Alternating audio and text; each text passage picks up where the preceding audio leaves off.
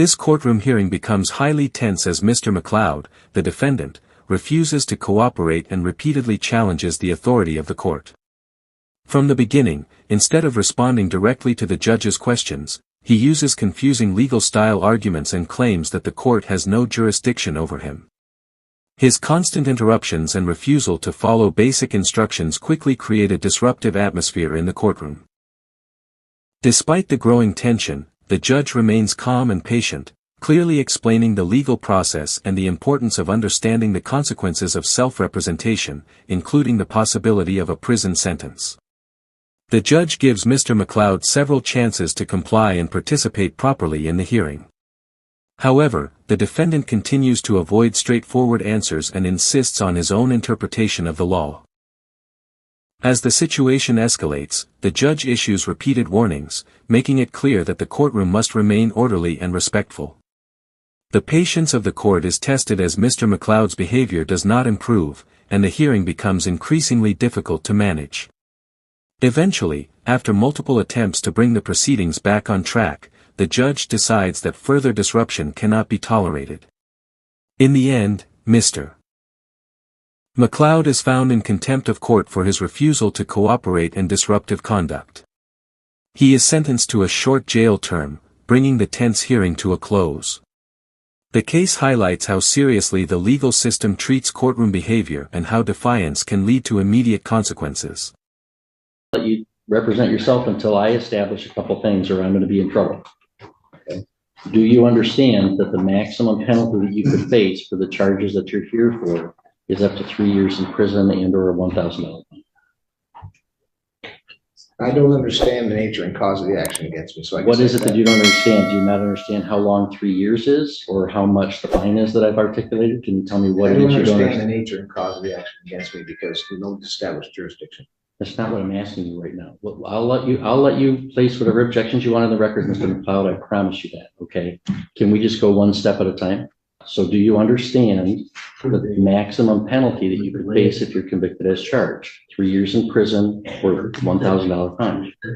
Well, I have another question because the statutory jurisdiction doesn't exist under the Constitution.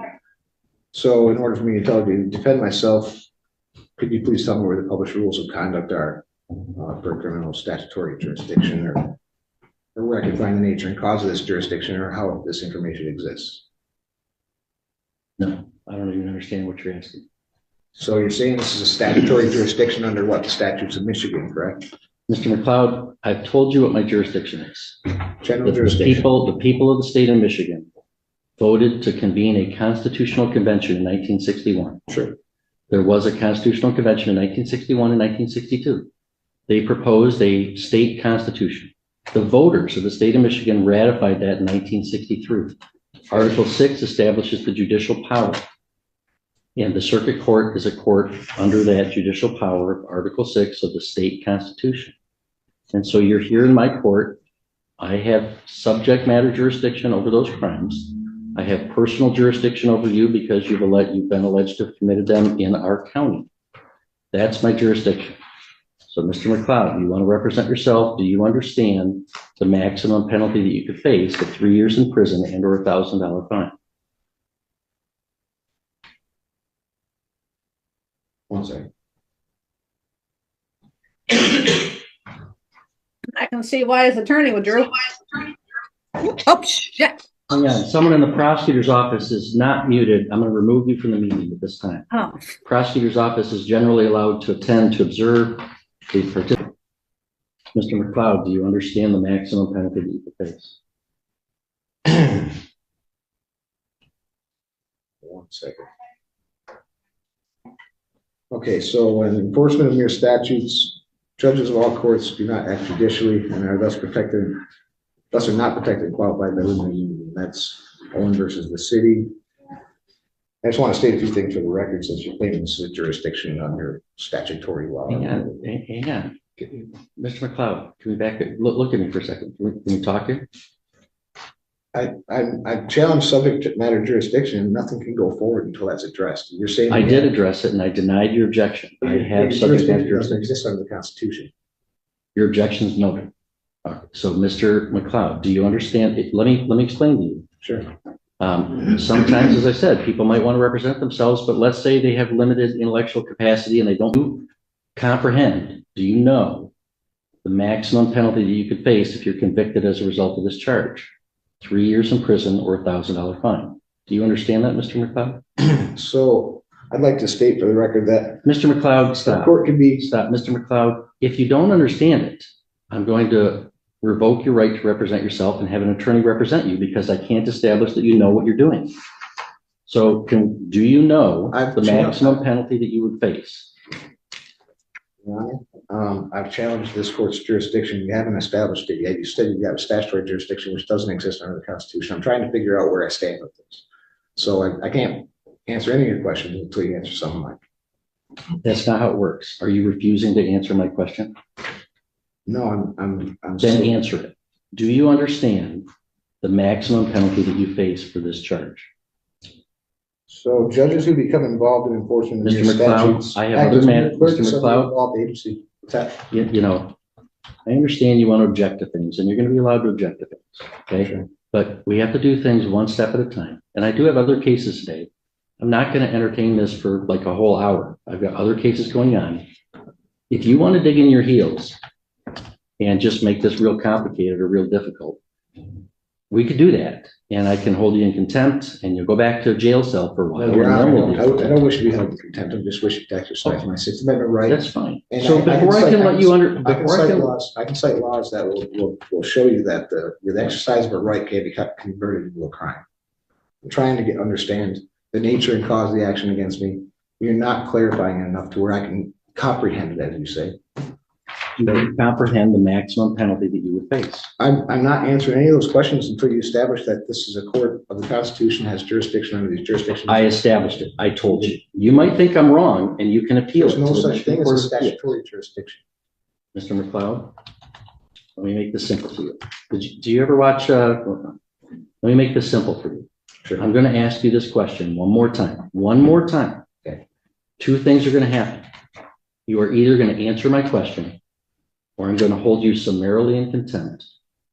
And the court officer will bring you to a jail cell and we'll talk about it. Really? That's it. Protecting my rights is what you said last time. Sorry. Fucking Joe. This isn't true. You guys You'll are have to follow following unconstitutional You're following orders. unlawful orders. It's not Not a constitutional at all. thing. Mr. McLeod's in contempt. He's sentenced to 1 day.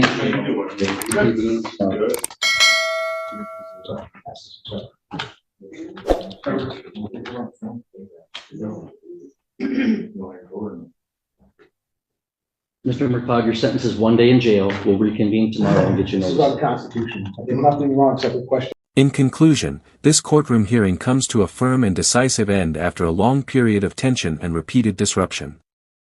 Mr. McLeod's refusal to cooperate, along with his continuous challenges to the court's authority, ultimately leaves the judge with no practical alternative but to take strict action. Despite multiple warnings and several attempts to explain the legal process in a calm and patient manner, the defendant remains uncooperative and continues to interrupt the proceedings. Throughout the hearing, the judge demonstrates patience and professionalism, ensuring that Mr. McLeod is given fair opportunities to understand his rights and the seriousness of the charges against him. However, as the situation progresses, it becomes increasingly clear that the defendant is unwilling to engage with the court in a meaningful or respectful way. His reliance on confusing arguments and refusal to answer direct questions create significant delays and frustration within the courtroom. As the disruptions continue, the judge emphasizes the importance of order and respect in legal proceedings. The court is not only responsible for delivering justice but also for maintaining discipline and ensuring that hearings can proceed fairly and efficiently. When these standards are repeatedly ignored, the system must respond accordingly to prevent further obstruction. Ultimately, the judge finds Mr. McLeod in contempt of court due to his persistent defiance and disruptive conduct. A short jail sentence is imposed, bringing the hearing to a close. This outcome highlights a fundamental principle of the justice system. While individuals have the right to defend themselves, that right comes with responsibilities, including respect for court procedures and authority. The case serves as a clear example of how the legal system handles non-compliance in the courtroom and reinforces the idea that disruption and refusal to cooperate will not be tolerated.